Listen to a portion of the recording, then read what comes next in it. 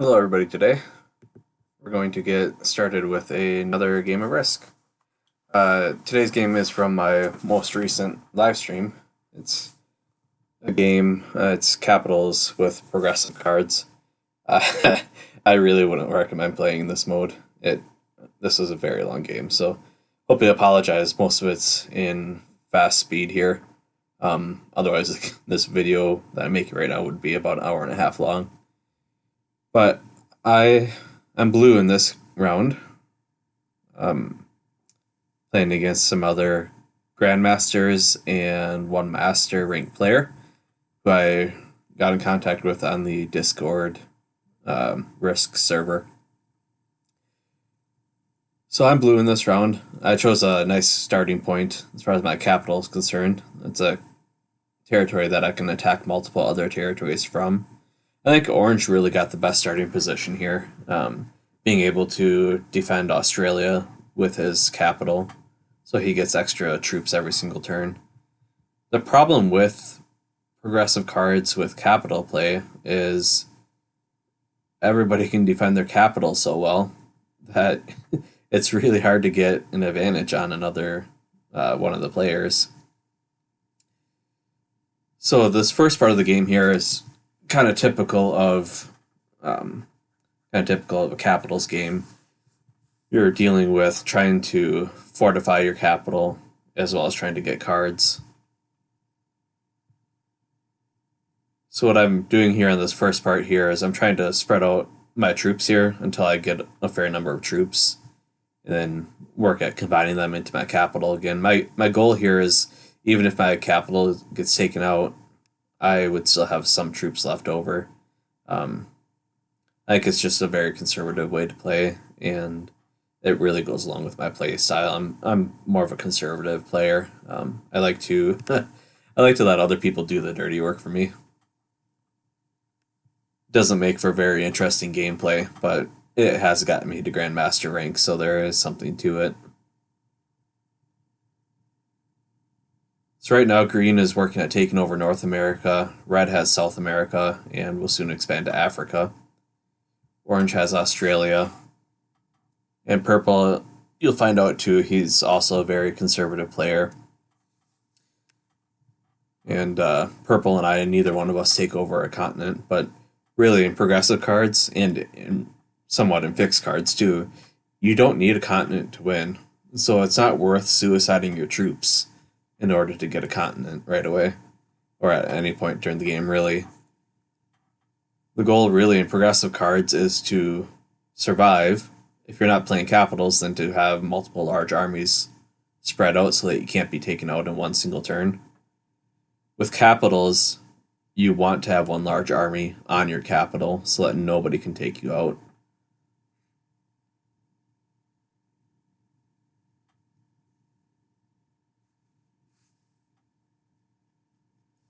So you see throughout this round here, because I went second, I tended to skip getting a card a couple times.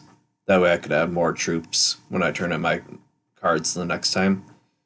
And I'm okay with that as long as I'm not in danger of being taken out. And with capitals, you need so many troops to take out another person's capital that I really wasn't worried about being taken out in this round at all.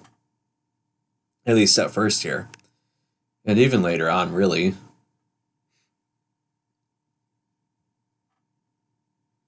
Apologize for my camera view on the live stream there.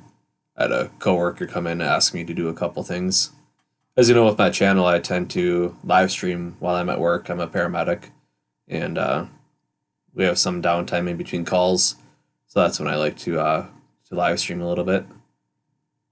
So if you follow my live stream on Twitch, it's my Twitch name is Streaming Medic, just like my YouTube channel here. I stream both to Twitch and YouTube, so be sure to follow me on Twitch and YouTube, and subscribe to me on YouTube, please. It really helps me out. I'm trying to get some better streaming equipment here, so that I can provide a little bit better content for everybody.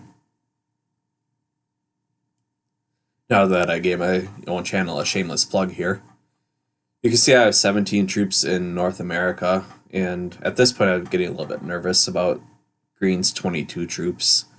My main goal in keeping 17 troops there was just to have a second large army and also to keep green from getting North America and getting a couple extra troops every turn.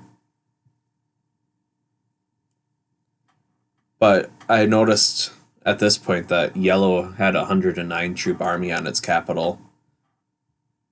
And so I wanted a little bit better protection from yellow. So you'll see I'll start to work my 16 troop army back towards my capital a little bit more. Main goal with capitals is to choose a capital where you can attack multiple other territories from it.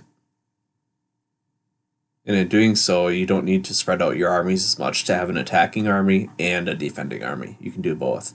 That's the problem with what Orange does throughout this match, is Orange keeps his large army blocked in there on the north part of Australia. And so Orange can never use his large army to attack other places. So when you have your army blocked, when somebody makes a mistake, you can't take advantage of that mistake. You'll see later on in this round why that's a good thing to do. Keep your big army unblocked if possible. Because when one person makes a mistake, you need to take advantage of that. Orange, in this round, I'll give you a little spoiler, Orange was never able to do that.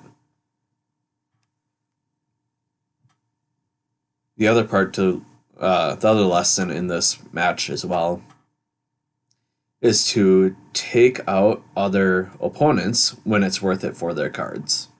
If you can't turn in a set of cards, don't take them out. When you're left with solo troops, even when you can turn in cards, that doesn't help either. It really doesn't. So right now, I'm not overly concerned about green having North America anymore, because red is evening out green by having Africa and South America. That's not a problem. And even like yellow, blue, or yellow, me, and purple, we don't have any continents. And with progressive cards, it's really not a big deal. So again, don't suicide your troops like when you're in progressive cards like this. Because as long as there's a decent balance to the game, you're going to survive. Especially with capitals.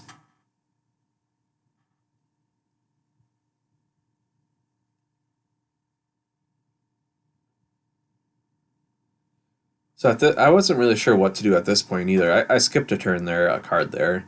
And that's because I didn't want to block myself in any more than what I already was. I was trying to keep my large army unblocked. And again, I wasn't in danger of being taken out, so there wasn't any point in blocking my large army for no reason.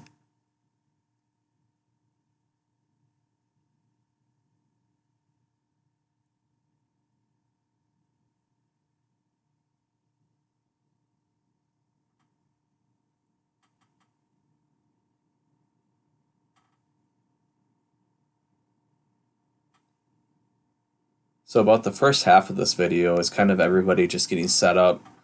We're all figuring each other out here. Like I said, we're all Grandmasters, and there's one Master in this game.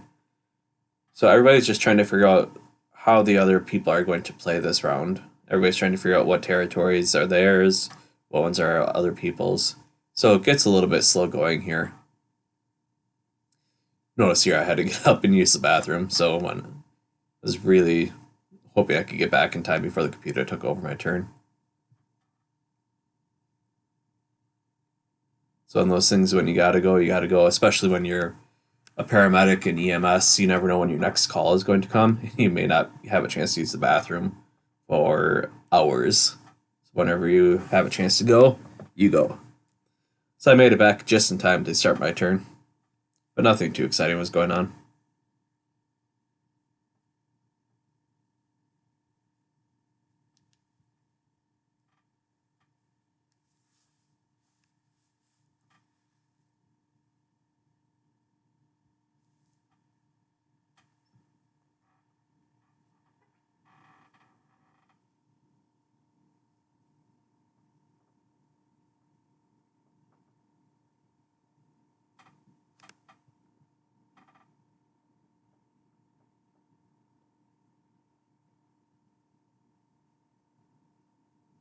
Another problem playing at work is all the distractions. You can see I'm on the phone here.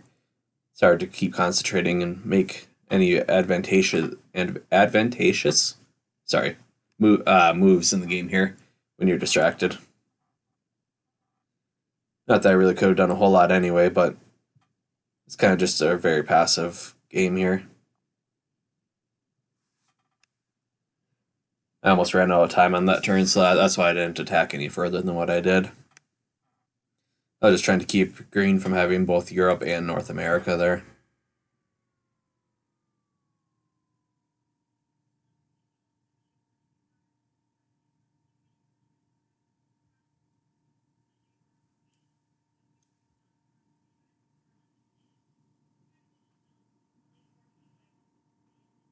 So a lot of this round, what you'll see me doing is just trying to unleash other people's large armies.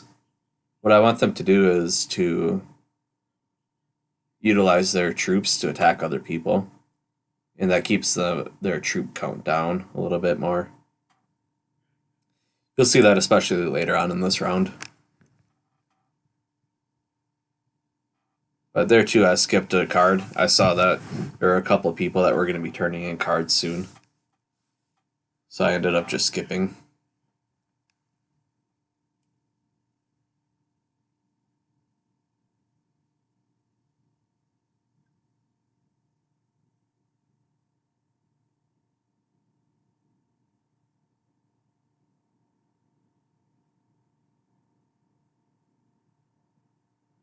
But with progressive cards, you get matches like this, even with 6 people that are so evenly matched.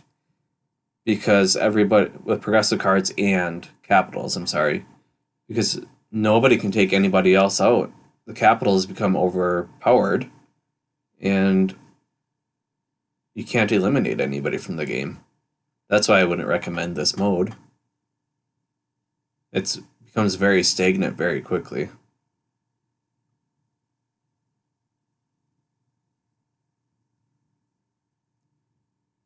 That's one other reason why, too, is keeping your capital army, your large army, unblocked is key, because when one mistake happens, like I've said before, you need to take advantage of that mistake. Here, too, I didn't have a problem with yellow holding Europe because red, yellow, and green were all equalizing each other. So it really didn't matter to me that yellow had Europe. So that's why you didn't see me attack into Europe there.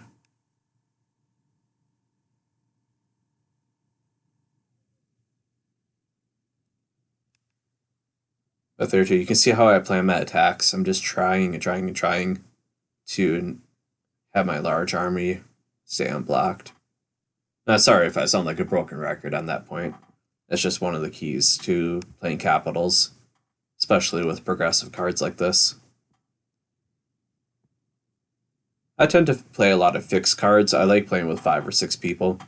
And I also like playing with blizzards because I feel like that really changes things up. It adds a lot of strategy to the game.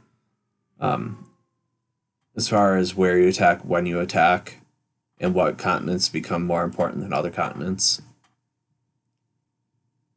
I'm not super used to playing progressive cards. I know the theory behind it all, but I'm not the greatest player at progressive cards at this point. This is probably a game mode that I should explore a little bit more often.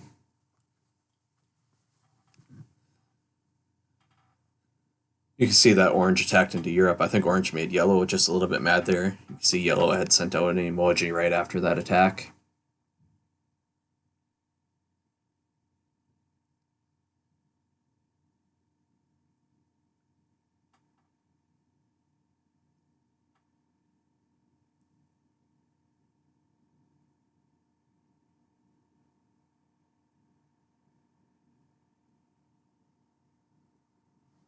But here we're all just biding our time, just attacking about 1, 2, 3 territories at a time. Nothing much is really happening. At this point, it's just I was racking my brain trying to figure out how to break the stalemate. Like, what can I do to move this game along? And I came to the big, conclusion that there really was nothing that I could do at this point to move the game forward.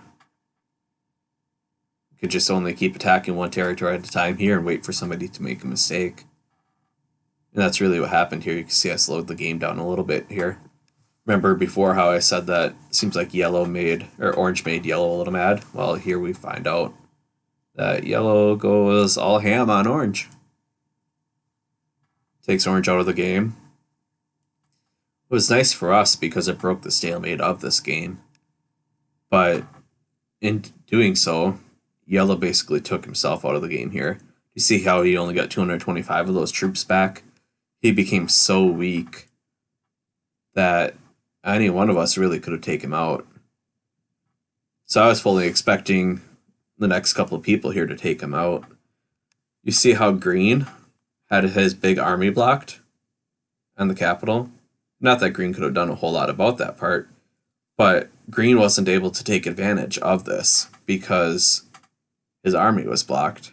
All green could do was just take over the other capital, and that really didn't help a whole lot. Now I figured purple here would probably take advantage, but purple was a little bit low on troops.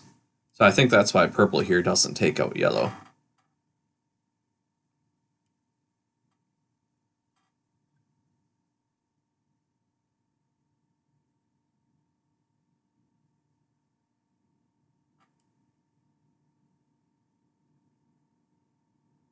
I'm not really sure why purple didn't attack further than what they did. And red, at the same time, went AFK. The computer player took over red. So red doesn't take out yellow to move the game forward. Which, again, worked out well for me. Because you see here on my turn, I see that I have 3 cards and yellow has 4. So that means that even though I'm going to destroy quite a few of my troops taking out yellow, I'm going to be able to get quite a few back.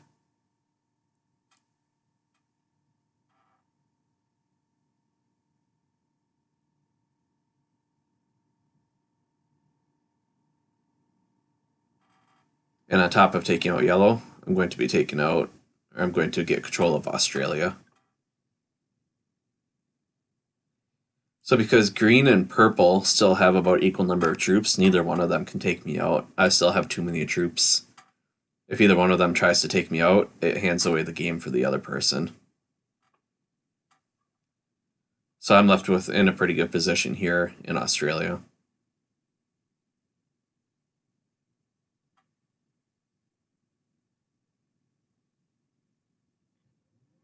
So now that that part's done, I'll speed up the video here again.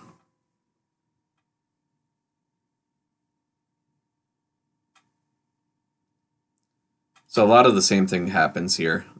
Because I became the weakest color here, I'm trying to play a little bit more passively. So my goal here coming up is to take the computer player out of the game and to foment conflict between purple and green so that they take each other out.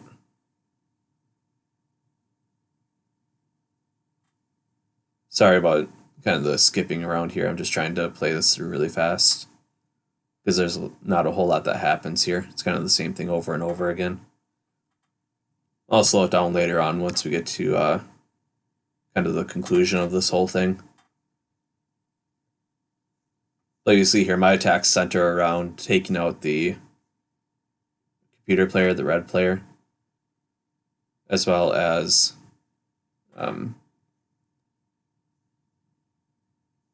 trying to keep green and purple's troops unblocked so that they can attack each other.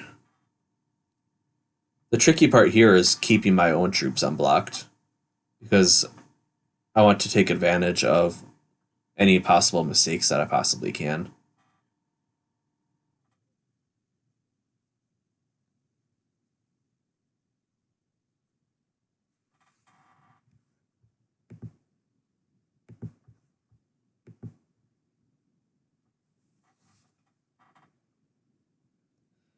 So every time red comes near me, I try to re-attack red and just slowly whittle down red's troops without completely destroying my own armies.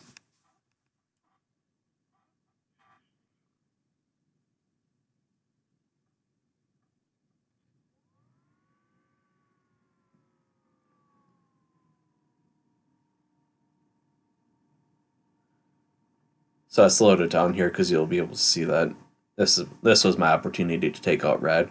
Red had 4 cards. I had 2. That means that once take red out of the game here, I'm able to turn in a set, so I'm not extremely weak right away afterwards.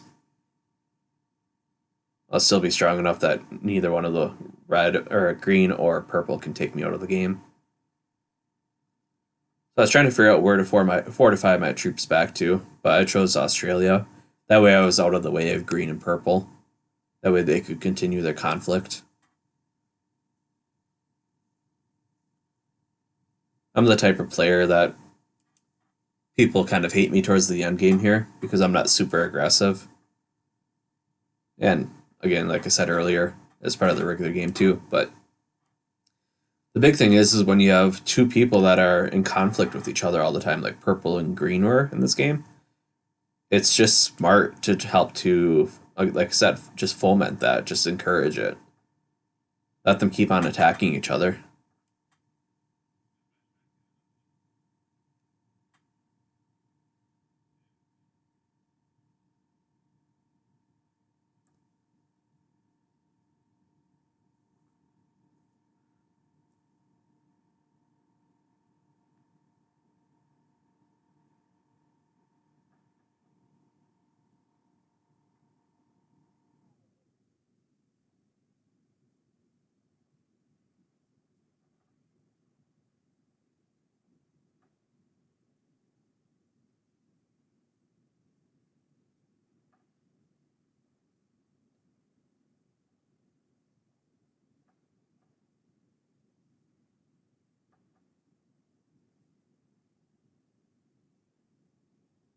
Again, there's not a whole lot going on. I'm just trying to, like I said, just keep their big armies unblocked.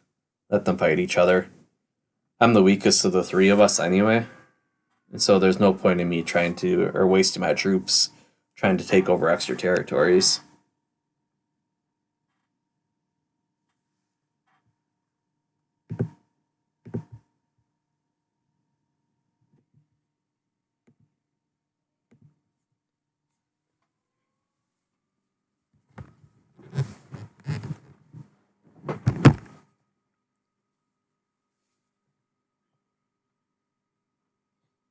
I think this is the game that I've had the most troops on ever in any of my round matches that I played.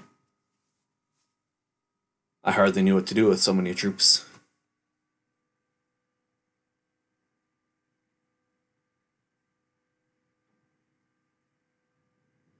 But meanwhile, as they're all wasting troops, I'm slowly becoming more and more powerful. But with progressive cards, power is relative. It's like you get ahead with how many troops you have until you get your next set of cards.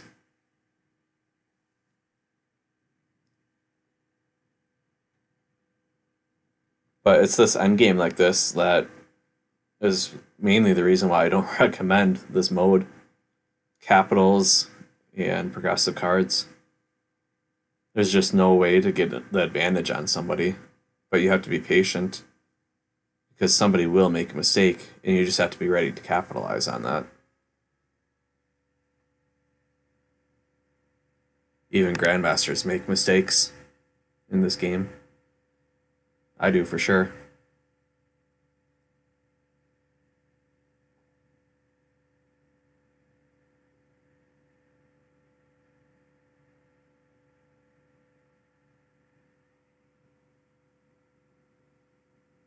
So I was kind of happy to see this green finally moved his troops closer to purple's troops. So I tried to take advantage of it. Like I said, I was trying to break the stalemate of this game. So I moved my troops out of Australia just to change things around a little bit and see what happened. But really, not a whole lot changed. Purple kept his troops where he did. Green kept his troops where he did. And there really wasn't a whole lot else to do at this point. So I saw that wasn't really going anywhere. So I moved my troops back to Australia again. And then I slowed this down here. Because Green got kind of tired of this and took half his troops suicided on me and half his troops suicided on Purple. But that's where you have to be patient. At some point somebody will get sick of playing the game. And like I said, this was about an hour and a half after we started this game. This was a really long game. And so the ball is kind of in Purple's court here. If Purple played this right, he probably could have done really well.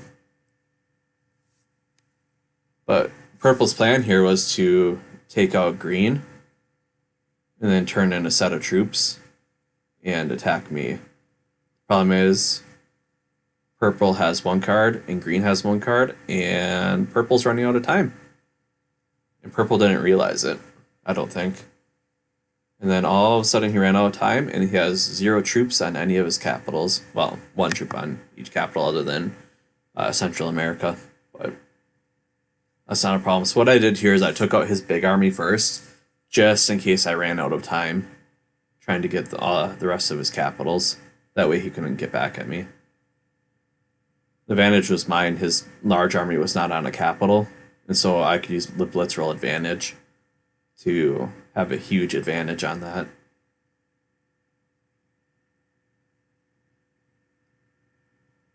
And here I win. You just have to be patient. That was the one mistake that Purple made. He had the advantage until he made the mistake. So, well, thank you. Have a good day. Be sure to subscribe and like the video. Thanks. Bye.